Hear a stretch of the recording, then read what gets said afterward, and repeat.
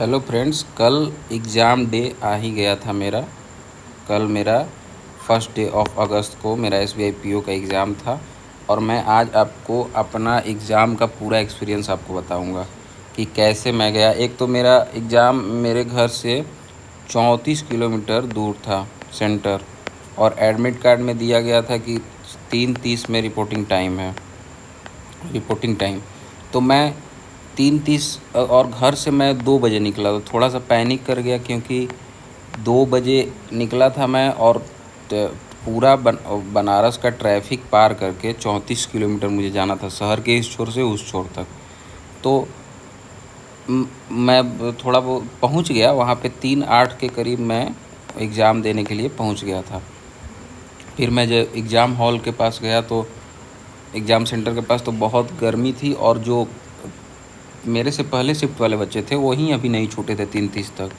कुछ लेट हुआ होगा या किसी का सबमिट नहीं हुआ होगा तो लेट हो रहा था। और फिर मेरे साथ एक प्रॉब्लम थी कि मैं बैग लेके नहीं गया था और स्कूटी से गया था, तो चाबी और मोबाइल को मुझे जमा करना पड़ा। मुझे डर लग रहा था कि कैसे वो चाबी मोबाइल अलग अलग जमा करेगा, कहीं खो ना जाए। चाबी छोटा सा चीज़ होता है स्कूटी का, तो वो अलग टेंशन। तो वो इसलिए मैं कभी भी आप कभी बाइक से या स्कूटी से जाएं तो बैग ज़रूर लेके जाएं। बैग में आप चाबी मोबाइल डाल देंगे तो वो आप जमा करेंगे तो सेफ़ रहेगा, इधर उधर नहीं होगा, आपको टेंशन नहीं होगा। फिर हम एग्ज़ाम हॉल की ओर गए, तो एग्ज़ाम हॉल की ओर मेरा सबसे ऊपर 4th फ्लोर पे मेरा एग्ज़ाम जो हॉल था वो था। फिर वहाँ पे अटेंडेंस हुआ, पहला अटेंडेंस हुआ, फिर एग्ज़ाम जल्दी से बोला गया कि बैठ जाइए, दूसरा अटेंडेंस आपको आपके उस पे होगा, डेस्क पे होगा। तो फिर अब एग्ज़ाम शुरू होगा। तो जब एग्ज़ाम शुरू हुआ तो सबसे पहले खुला सेक्शन इंग्लिश का, फिर क्वांट का, और फिर रीजनिंग का। मैं एक एक करके आपको बताऊंगा कि क्या हुआ। इंग्लिश का खुला तो 2-3 क्वेश्चन मैंने स्किप कर दिया। फिर पैराजंबल का एक क्वेश्चन था, उसको मैंने किया। फिर उसके बाद मैंने आरसी का क्वेश्चन सॉल्व किया, नहीं क्लोज टेस्ट का उसके पहले किया, फिर आरसी का किया। मतलब इंग्लिश में मैंने टोटल 29 अटेम्प्ट किया है, जिसमें मुझे लग रहा है कि 22 तो सही होना चाहिए, इतना सही होना चाहिए मेरा। रही बात क्वांट की, तो क्वांट मेरा शुरू से ही थोड़ा वीक रहा है। तो क्वांट में मैंने पहले स्पीड मैथ के क्वेश्चन को खोजना शुरू किया। तो स्पीड मैथ में 3 सिंप्लीफिकेशन के क्वेश्चन आए थे, सिर्फ 3। तो उस क्वेश्चन को मैंने किया और उसके बाद मैं डीआई पे चला गया। डीआई के क्वेश्चन को किया और 1-2 पार्टनरशिप और एक एसआई सीआई का शायद था, या कुछ नहीं, एवरेज का क्वेश्चन था। एक पार्टनरशिप और एक एवरेज का क्वेश्चन मैंने किया, और फिर उसको स्किप कर, मतलब मैं क्वांट में बहुत ज़्यादा नहीं कर पाया। क्वांट में मैं एक डीआई और 3 सिंप्लीफिकेशन और 2-3 ऐसे करके, मतलब 8-10 नहीं 12 क्वेश्चन मैंने किया था क्वांट में, 12 या 13 शायद, समथिंग ऐसे ही। और रीजनिंग की बात है कि रीजनिंग में मेरा ब्लंडर हो गया। रीजनिंग में क्या होता है, हर एक बार मैं घर से प्रिपरेशन करके गया था कि रीजनिंग में मैं अगर जाऊंगा तो रीजनिंग में जो मुझे पहले पजल समझ में आएगा, जो मैं हमेशा तेज़ी से करते आ रहा हूँ, जिसमें मेरी गलती नहीं होती है, वहीं पजल को मैं टारगेट करूँगा और उसी को बनाऊँगा पहले।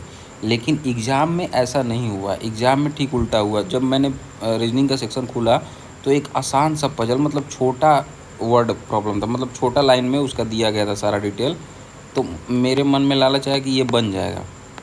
जब मैं, और वो पजल था शायद इसका क्या बोला जाता है, वो पजल जो मंथ वेस्ट हो, नहीं कोई पजल था, याद नहीं आ रहा। तो वो पजल को मैंने जब बनाना शुरू किया तो बीच में लगा कि ये पजल बनेगा नहीं। फिर उसको कैसे कैसे बना के और क्वेश्चन टिक करके आगे बढ़ गया। फिर मेरा 4-5 मिनट तो बर्बाद हो चुका था उस पजल में। फिर मैंने सोचा कि मैं मिसलेनियस खोजूँ, तो मिसलेनियस के नाम पे कुछ नहीं था। एक ब्लड रिलेशन का क्वेश्चन था 3 नंबर का, और बाकी सब पजल थे। तो फिर मैंने दूसरा पजल, तीसरा पजल, और जब 3 पजल के बाद मैं लास्ट में पहुंचता हूं तो वहाँ पे एक इजी सा बॉक्स बेस्ड पजल है, जो कि मैंने छोड़ दिया। मैं रीजनिंग में सिर्फ 18 क्वेश्चन ही कर पाया, जिसमें भी मुझे एक्यूरेसी में लग रहा है कि मेरा 14-15 ही सही हो पाएगा। तो ये रहा मेरा एसबीआई पीओ का एक्सपीरियंस, जो कि थोड़ा ख़राब रहा। पूरा ओवरऑल अगर मार्क्स की बात की जाए तो मैंने 57 क्वेश्चन को अटेम्प्ट किया है, जो कि कट ऑफ से भी कम है। अगर इसमें गलती होता है तो मेरा मुझे लगता है कि 40 टू 50 के बीच में मेरा नंबर आएगा। अगर नॉर्मलाइज हुआ और कट ऑफ बहुत नीचे गया तो शायद मेरा प्री हो सकता है, नहीं तो मुझे नहीं लगता कि मेरा कोई चांस है। मेरे से बहुत अच्छे बच्चे आगे हैं जो 80 भी अटेम्प्ट किए हैं। और रही बात कि ये क्यों हुआ ऐसा, क्यों मैं पैनिक कर गया, क्यों मैं पजल ढूंढने में दिक्कत हुआ, क्यों मैं रीजनिंग में थोड़ा स्लो परफॉर्म किया, क्योंकि मैं एग्ज़ाम से 12 दिन पहले मैंने कुछ नहीं पढ़ा था, क्योंकि मैं चला गया था गांव। इस वजह से भी बहुत सारा अफेक्ट पड़ा। और जब एग्ज़ाम हो गया और मैं घर आते वक्त मैं एक लड़का मिला, उसके साथ मैं आया, उसको भी इधर ही आना था, तो उसको मैंने बोला कि ठीक है तुम मेरे साथ चलो। तो जब उसके साथ मैं घर आया, घर आके देखा तो मेरे पास जो ईयरफोन था, जो मेरा नेक बैंड, वो मेरा शायद कहीं गिर गया। और एग्ज़ाम से ये भी एक हुआ कि मेरा ईयरफोन जो जिसे मैं पढ़ता था वो गिर गया। ये मेरा पूरा एग्ज़ाम का एक्सपीरियंस है। अगर आपको अच्छा लगा तो प्लीज़ इसे लाइक करें और इस चैनल को सब्सक्राइब करें। Thank you.